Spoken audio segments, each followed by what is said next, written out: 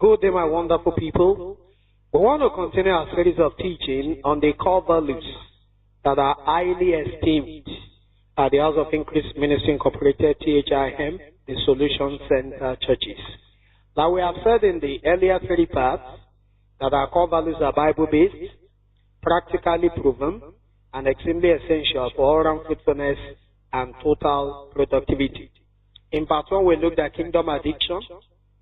We looked at prevailing powerful and purposeful prayers. We looked at integrity in all areas of life. In part one also, we looked at punctuality. In part two, we looked at frugality, diligence, and self-discipline. Frugality, diligence, and self-discipline. In part three, we looked at excellence in all that we do. Excellence. Avoiding mediocrity. Being delivered from average mentality. In part three, we also looked at planning ahead for the things that we're involved in. Planning ahead.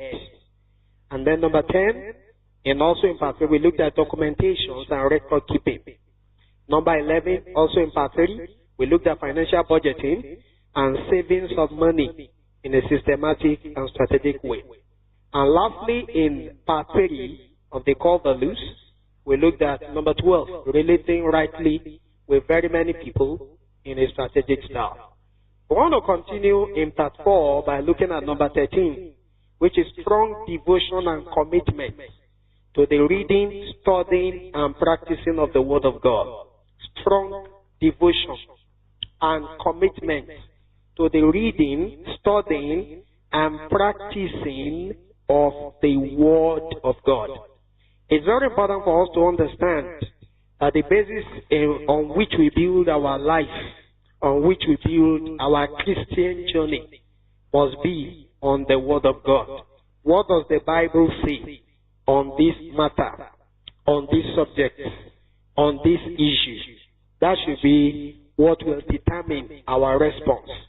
That should be what will determine what we believe and how we behave concerning that particular issue or matter. And for us to be able to practice the Word, we must first of all know the Word. And how do we know the Word if we don't read the Word? There is no substitute for the personal reading and study of Scripture. Oh, your pastor being an erudite Greek scholar, erudite Hebrew expositor, does not mean you will not study the Bible for yourself. In Acts of Apostles chapter 17, verses 10 to 11, we looked at two sets of believers here. Acts of Apostles chapter 17, verses 10 to 11. We looked at the Thessalonian believers, or the believers in Thessalonica, and the believers in Berea. Acts of Apostles chapter 17, verse 10. And the brethren immediately sent away Paul and Silas by night unto Berea. That's the brethren at Thessalonica. They sent him by night away unto Berea, who coming there that went to the synagogue of the Jews. Look at verse 11. These were more noble, that's the people in Berea. They were more noble than those in Thessalonica. They were mentioning the people where Paul left. They were more noble. They were comparing those, than those in Thessalonica, in that they received the word. They received the word. They received the word. They did not resist the word.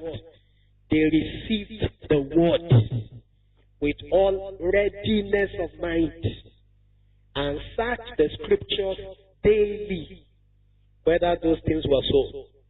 You need to put in context that the person teaching them was the great Apostle Paul, who wrote about 2/3 of the New Testament, and yet, after listening to the great Apostle Paul, they needed to go and search the scriptures themselves.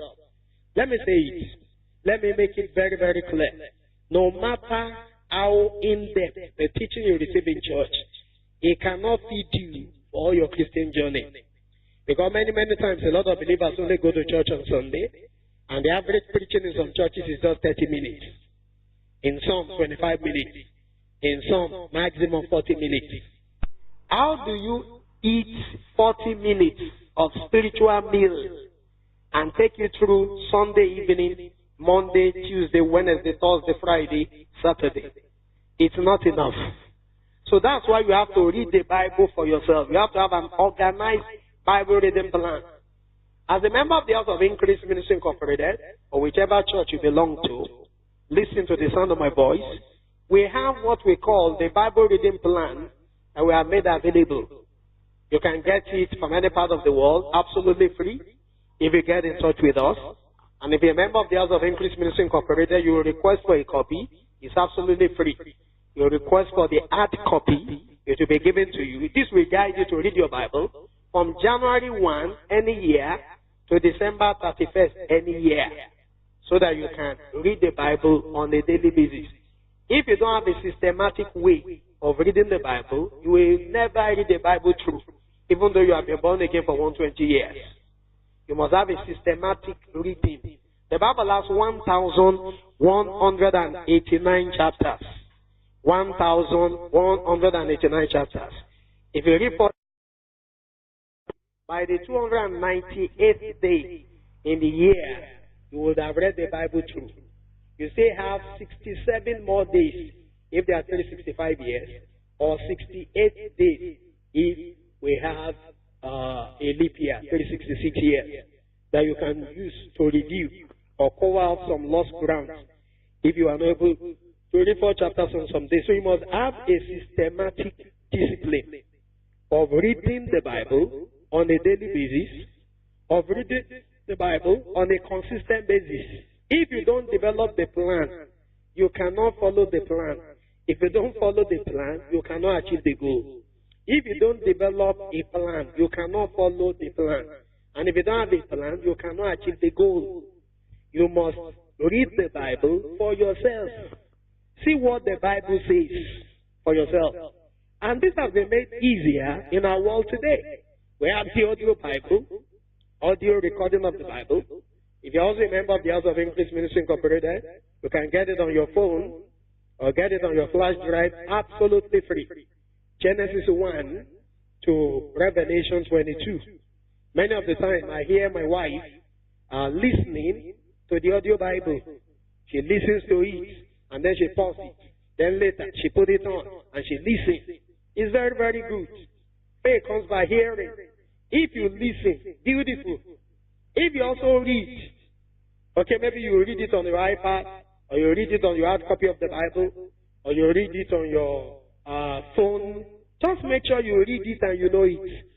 The medium through which you read it is not as important as taking it in and letting it sink and letting it influence our life. The Word of God is the most important book on the face of the earth. It deals with every subject, every issue, every topic, anything that we ever need in life is in the Word of God.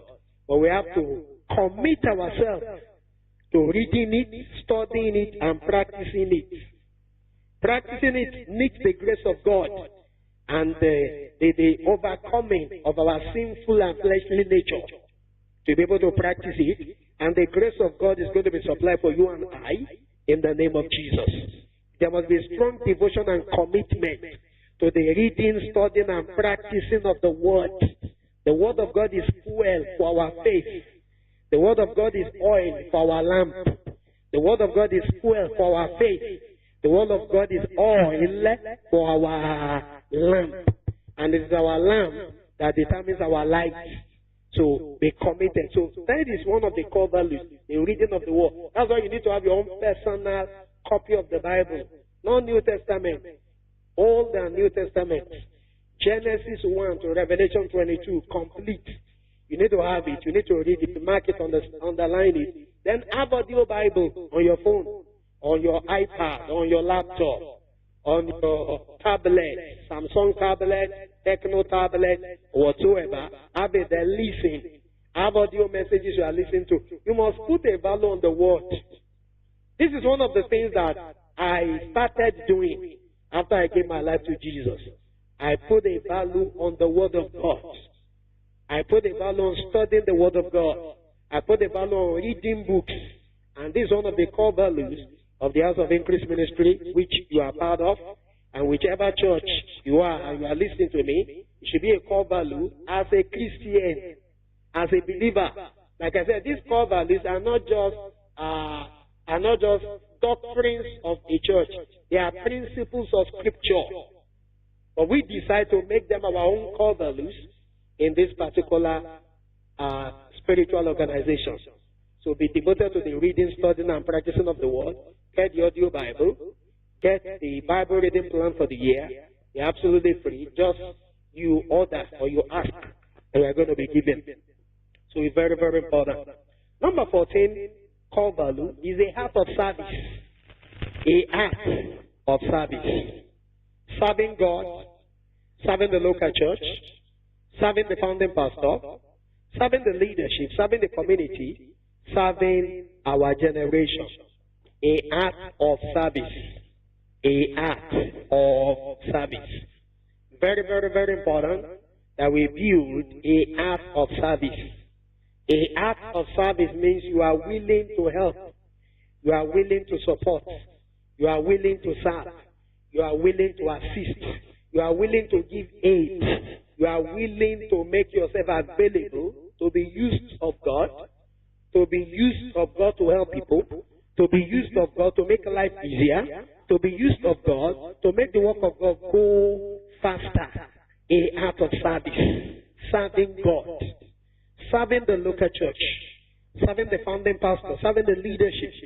Serving other believers. Serving the community. Serving your generation. Very, very important. Serving leads to greatness. Serving does not reduce you. I heard something from God's servant Bishop Dr. Francis Waleuki many years ago. He said, if you are too big to serve, you are too small to lead. I will never forget that. If you are too big to serve, you are too small to lead. If you are too big to serve, you are too small to lead. Very, very important word. So develop the act of service. Develop the act of service. It does not reduce you. It does not downgrade you. It does not make you somebody that is a nobody. In fact, serving leads to greatness. Serving leads to the top. In John chapter 12, verse 26, look at what Jesus said. If any man serve me, let him follow me. If any man serve me, let him follow me. And where I am, there shall my servant be. If any man serve me, him will my Father honor. If any man serve me, let him follow me. John 12:26. And where I am, there shall also my servant be. If any man serve me, him will my Father honor. So when you serve God, God says he's going to honor you. John 12:26. The words from the lips of the Master, Jesus, the Son of the living God. Very, very important for us to understand that serving does not reduce us. We need to be servants. When you see the word minister in the New Testament, it's actually talking about servants. It's talking about servants. So a lot of people's concept about ministry today is to be served. No. Ministry is to serve God. Ministry is to serve people. Ministry is to serve God. Ministry is to serve the people under you. When you serve God and you serve people, God will also make people to also serve you in some areas where you need people to assist. Nobody can do all the job. We need people to help. We need people to support. We need people in what we call the ministry of help. The ministry of help. There is a ministry called the ministry of helps in the Bible. There is a ministry called the ministry of helps. It's in the Bible and is the ministry of serving.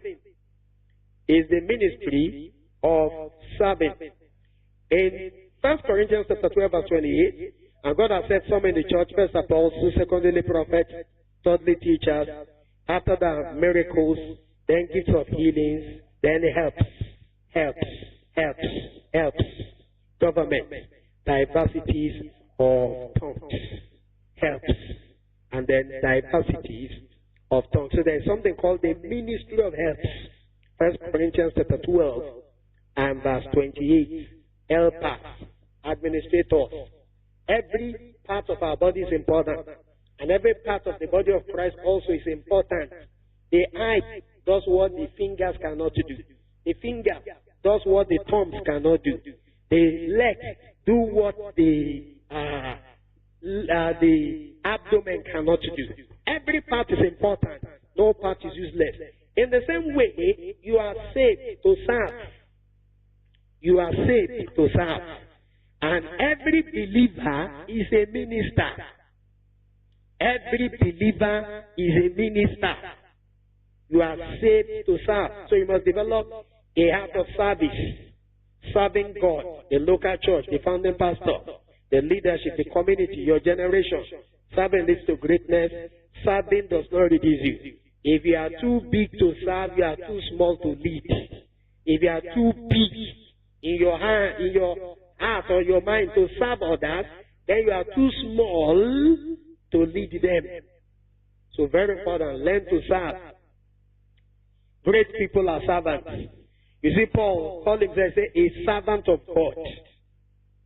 A servant of God. A servant of God. A servant of God. You see many great men of God. When you see them mentioned, they say God's servant.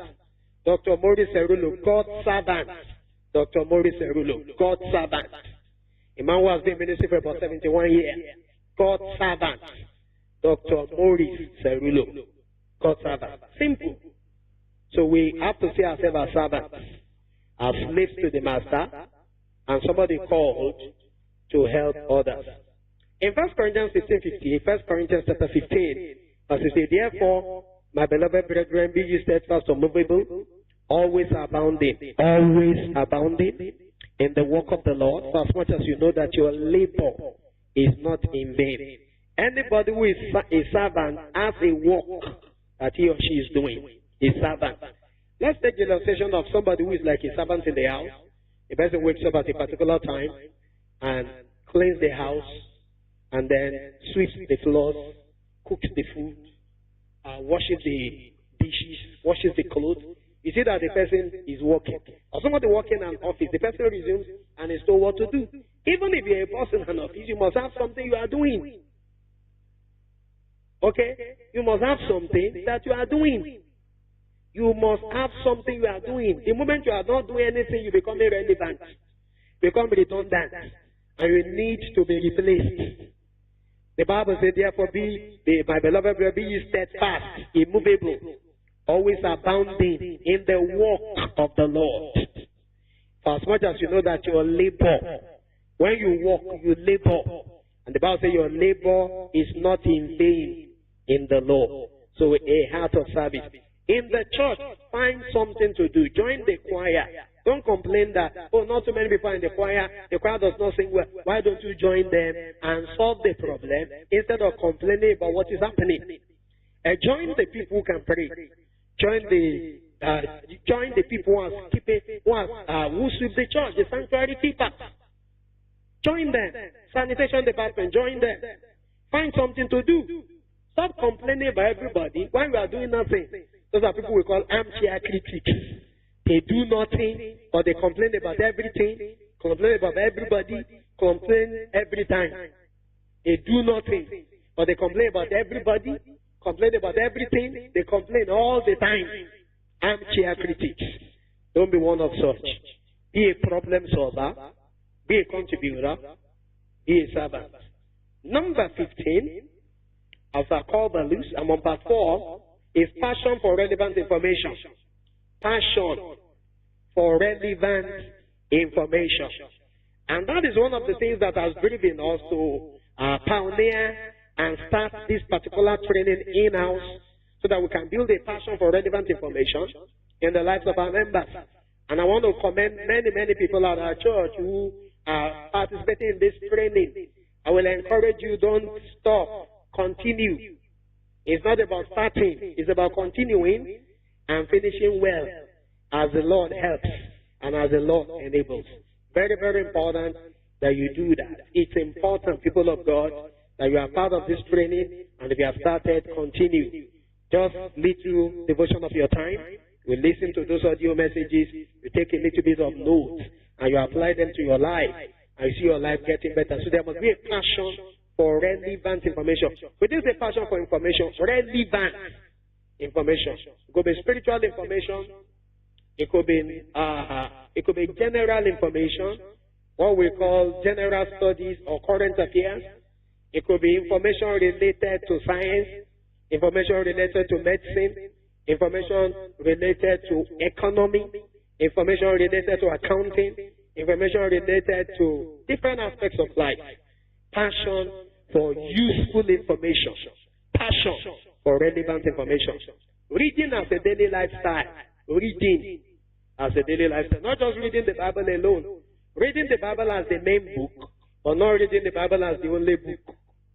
Reading the Bible as the main book, or not reading the Bible as the only book. Reading newspapers when you have the time. Going online to search for information. Studious living. Studious living. Positive information addiction. Positive information addiction. PIA. I am suffering from that disease. It's a good one. Positive information addiction. I believe I don't know enough. I have a satiable appetite to know more. He that thinketh he knoweth, 1 Corinthians chapter 8 verse 2. Knoweth not as he ought to know. He that thinketh he knoweth not as he ought to know. Positive information addiction. If you are hooked on that, this is a good one. You don't need deliverance on that one. Because that one will bring you deliverance. Positive information addiction. Wanting to know more. Having an inquisitive mindset. Wanting to study more. Wanting to pray more. Wanting to understand more. Wanting to have more revelation. More information. More insight. More illumination.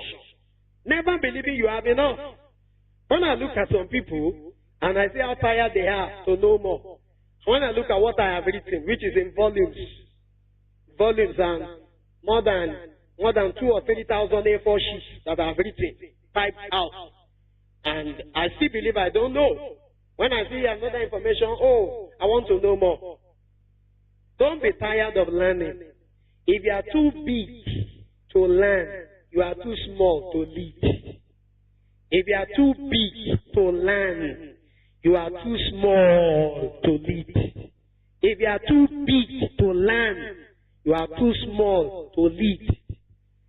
The authority to lead is found in the ability to feed.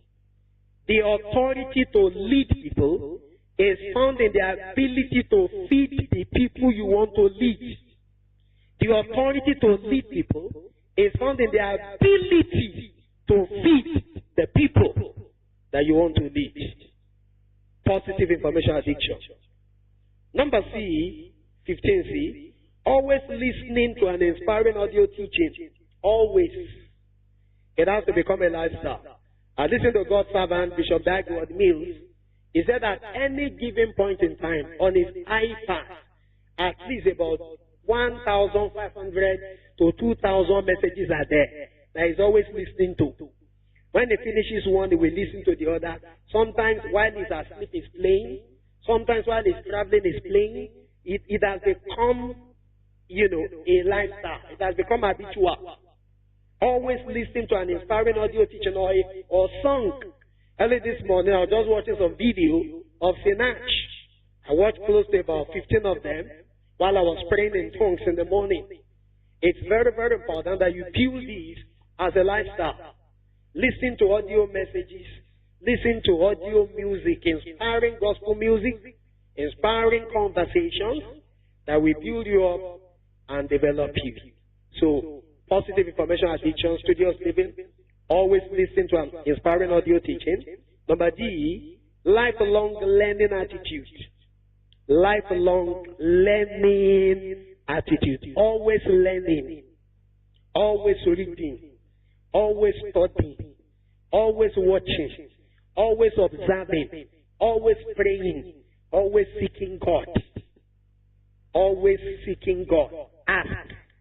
Always seeking knowledge. Ask. ASK. Always seeking knowledge. ASK. Ask. Always seeking knowledge. ASK. Always listen to an inspiring, lifelong learning attitude. Acquiring winning or working wisdom. Acquiring winning or working wisdom. Ability to submit to mentoring. And some of the time, the people you want to choose as mentors, you may not have the time to sit with them. And even if you have the time, they may not have the time to sit with you. They may be busy doing one thing or the other. But through their tapes, through their videos, through their books, you can be mentored. And when the opportunity comes, you'll be able to meet them. I remember in year 2004, I just got married.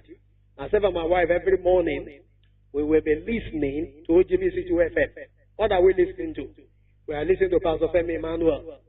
And not only was I listening, I was taking notes. I still have the notes. I still have those notes. And I'll be blessed. I'll write the quotes, I'll write the 3 points and everything. And about 10 years after, 2014, I went to preach in the church in Port Harcourt. And I preached there Tuesday morning, Wednesday morning, Thursday morning. And on Thursday evening, Pastor Femi Emmanuel came to minister there. Minister Thursday evening. And after I finished ministering, I was privileged to be able to meet him and give him my books. And unknown to me, in the night, he scanned through one of them. Early morning on Friday, I went to present a seat to him in his hotel room because fortunately, as God will arrange it, the room they gave me is directly opposite his own room. So I just knocked at his door, he opened the door, and I was privileged to sow the seed, kneeling down, and he laid hands on me and prayed for me. That day was to do a ministers' conference. He earlier announced the topic on Thursday, but on Friday, the Holy Ghost changed it. And they preached well. And while he was preaching, he referred to the book I gave him. That the book is very loaded and powerful. He referred to the book, he mentioned my name, it's recorded, and then now, this was the man I was listening to on radio 2004.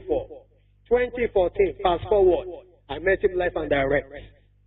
Not only met him live and direct, he gave me personally his 2 phone numbers, and we have been building an excellent mentor relationship since then. Call him over the phone, he calls me over the phone, I send him text message, he replies me. So sometimes you can start the mentoring from afar. When God now knows the time has come, you can now build the mentoring closely. I've also remembered that some people will read some of my materials, and then they will look for me, and eventually we begin a mentoring relationship. They started with the books, or they saw me on Facebook, or they saw me on maybe on, or they listened to some of the things I posted on WhatsApp or read them. And then, sir, I want to know you more. So they will call me by the phone, and eventually they will come to look for me. So always want to have somebody that you are learning from. There was a time that all I was listening to was Derek Prince. I listen to the extent that if I hear the story, if it is not correct, I can correct it. There was a time all that I was listening to was Robert Liardin.